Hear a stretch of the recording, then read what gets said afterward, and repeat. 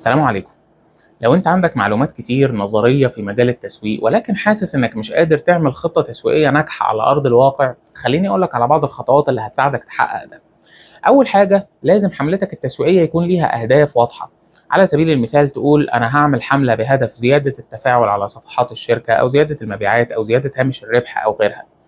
تاني حاجة، انك انت تشوف جمهورك اللي ممكن يوصلك للهدف ده.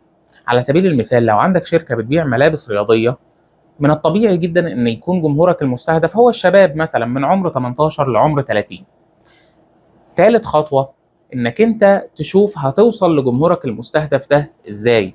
يعني هل مثلا هتعمل اعلانات على السوشيال ميديا، ولا اعلانات على محركات البحث، ولا هتوزع بروشورات في الشوارع، ولا هتعمل ايه بالظبط عشان توصل لجمهورك المستهدف.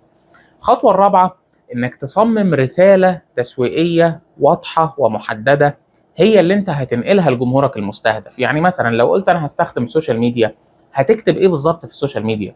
هتقول ايه الحاجة اللي انت مميز فيها؟ هتعلن عن نفسك ازاي؟ وهتحاول تشد الناس ليك ازاي؟ واخيرا الخطوة الخامسة في اي خطة عموما هي انك تقيس وتحلل النتائج. لازم يكون عندك طريقة قياس مستمرة عشان تعرف فعلا اذا كانت حملتك التسويقية حققت اهدافها ولا لا. ولو ما حققتش اهدافها، ايه الحاجات اللي انت ممكن تحسنها وتستفيد منها وتتعلم منها عشان حملاتك اللي جاية تكون اكثر نجاحا. لو عايز تعرف اكتر عن التسويق، اعمل لايك وشير للفيديو وتابع الصفحة. سلام عليكم.